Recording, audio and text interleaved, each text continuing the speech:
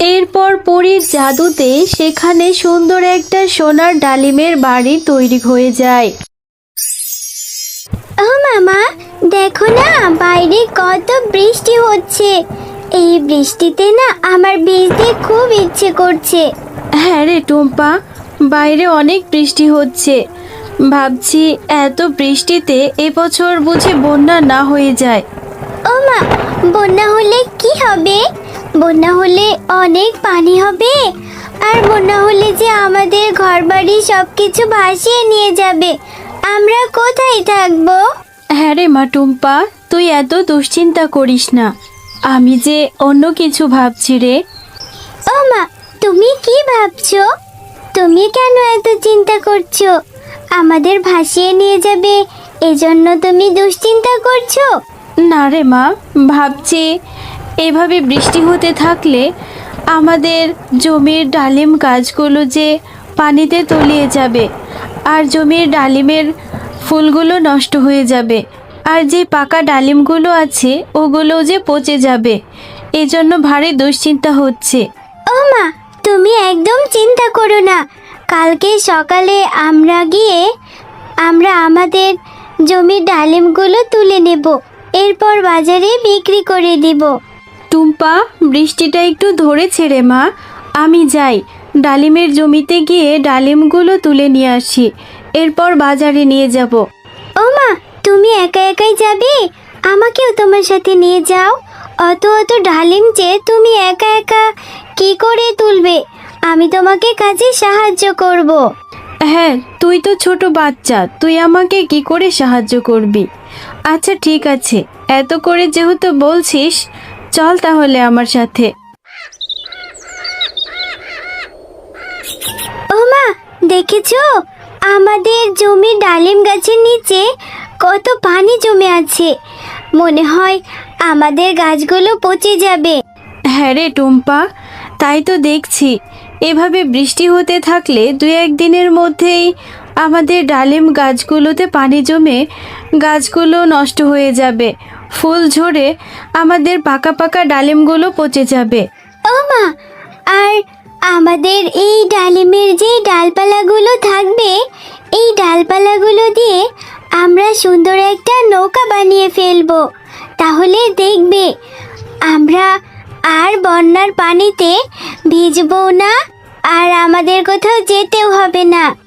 হ্যাঁ রে টুম্পা, তুই তো ভালো কথাই বলেছিস।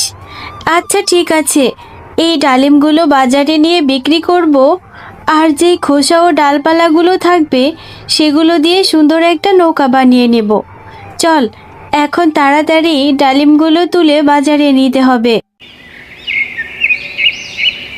হ্যাঁ রে টুম্পা, অনেক দূরে তো চলে এলাম, তুই যা বাড়িতে চলে যা, তোকে বাজারে যেতে হবে না।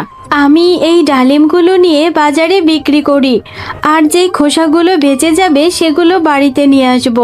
তুই বাড়িতে গিয়ে নৌকা বানানোর জন্য সব কিছু তৈরি কর। বাড়িতে এসে 2 মা মেয়ে আমরা দুজনে মিলে তারপর নৌকাটি বানিয়ে ফেলবো। আচ্ছা আচ্ছা, ঠিক আছে মা, তুমি কোনো চিন্তা করো না। আমি এক্ষুনি বাড়িতে যাচ্ছি। যে ডালপালাগুলো আছে ওগুলো আর যা যা লাগবে আমি সব কিছু রেডি করে রাখছি। তুমি ডালিমগুলো বিক্রি করে তাড়াতাড়ি সাবধানে বাসায় ফিরে এসো। এরপর শেফা শিয়ালিনী বাজারে গিয়ে সেই ডালিমগুলো বিক্রি করতে থাকে। ডালিমের জুসগুলো সস্তায় বিক্রি করাতে অনেক ক্রেতা হয়। হ্যাঁ রে শেফা, তুই তো দেখছি এত সস্তায় ডালিম বিক্রি করছিস, তোর তো দেখছি মাথা টাথা খারাপ হয়ে গেছে। এত দামের ডালিম তুই সস্তায় বিক্রি করছিস, আবার জুস করেও বিক্রি করছিস। হ্যাঁ গো বাঘিনী মামি, ভাবছি এবছর হয়তো অনেক বন্যা হবে। বৃষ্টির যে ভাব দেখছি, ডালিম গাছের গোড়াতেও পানি জমে গেছে। এভাবে চলতে থাকলে যে গাছের ডালিমগুলো নষ্ট হয়ে যাবে, এজন্যই বন্যার প্রস্তুতি নিচ্ছি। আরে শেফা, হাসালি রে শেফা, আমাকে খুব হাসালি। তোকে বন্যা হবে কে বলেছে? হ্যাঁ, তোর তো দেখছি মাথা মোটা, মাথায় কি কিচ্ছু নেই? এই গরমের মধ্যে বন্যা হবে? একটু বৃষ্টি দেখেছিস আর ভেবে নিলি বন্যা হয়ে যাবে। যাক, তোর মতো পাগলের সাথে আর কথা বাড়াতে চাই না। সস্তাতে যে ডালিমের জুস খেতে পারছি, এটাই তো কত। হ্যাঁ গো বাঘিনী মামি, আমি সস্তায় আমার জমির ডালিমগুলো বিক্রি করতে পারছি বলে গ্রামের অনেক পশুই কম দামে সস্তায় ডালিম খেতে পারছে, এটাও তো কত। হ্যাঁ রে শেফা, তুই বিক্রি করছিস তা করতে থাক, আর বেশি বেশি করে বন্যার প্রস্তুতি নিতে থাক। আমার তোর মতো পাগলের সাথে আর কথা বাড়াতে হবে না, আমি বাড়িতে চলে যাই। এরপর শেফা শিয়ালিনী তার সমস্ত ডালিমগুলো বাজারে বিক্রি করে যেই খোসাগুলো বেঁচে যায়, খোসাগুলো নিয়ে বাড়িতে ফিরে। ও মা, দেখো আমাদের এই ডালিমের ডালপালা দিয়ে বানানো নৌকোটি কত সুন্দর দেখতে হয়েছে। হ্যাঁ রে টুম্পা, আমরা দুজন তো নৌকাটা বানিয়ে নিলাম, এখন নিশ্চিন্তে থাকা যাবে। যদি বন্যা হয়ে যায় তাহলে আমরা এই নৌকাতে চড়ে কোনো একটা নির্জন জায়গায় আশ্রয় নিতে পারবো। আর আল্লাহ যদি বন্যা না দেয় তাহলে তো আর কিছু করার নেই, ভালোই হবে। বাকি যে ডালিম গাছগুলো আছে ওগুলোর পরিচর্যা করে আবার আমাদের ডালিম গাছগুলো বেঁচে যাবে। ও মা, আমার যে খুব ভয় লাগছে। দেখো না মা, বাইরে কত কত ঝড় বৃষ্টি হচ্ছে। এই ঝড় বৃষ্টিতে আমরা বুঝি এখনই উড়ে চলে যাব, আমাদের ঘরবাড়ি সহ উড়িয়ে নিয়ে যাবে।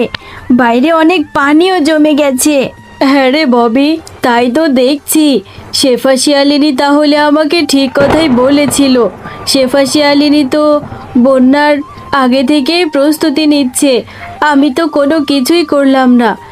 আমি ভাবছি শেফা শিয়ালিনী বলেছিল ওনাকে একটা নৌকো বানাবে।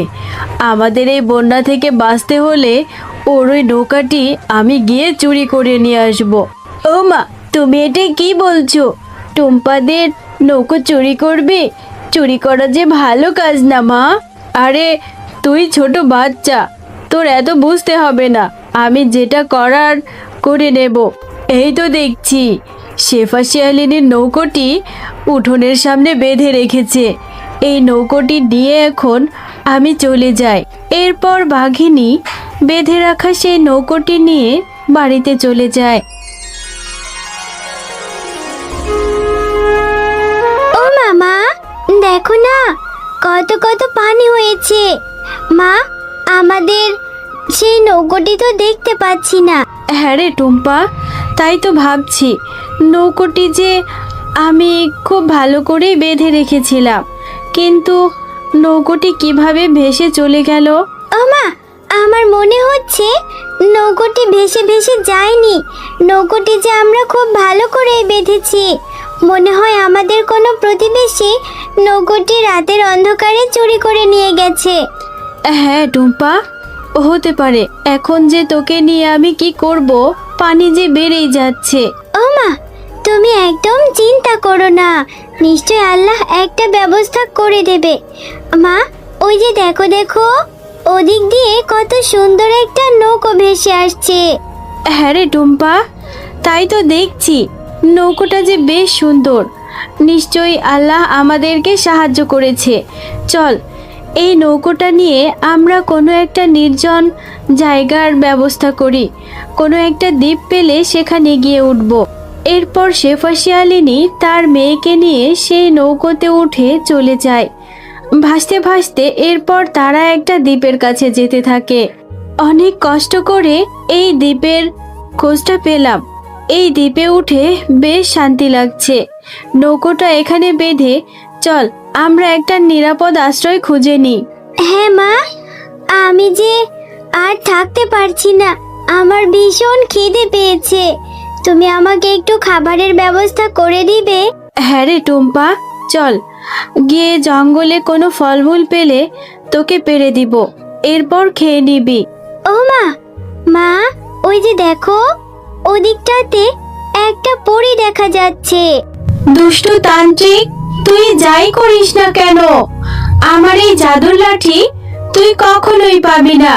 ও মা, চলো আমরা ওই পরীটাকে সাহায্য করি। হ্যাঁ রে টুম্পা, ওখানে তুই গেলে বিপদ হতে পারে। আমি একাই যাচ্ছি, তুই এখানে থাক, কোথাও যাবি না কিন্তু।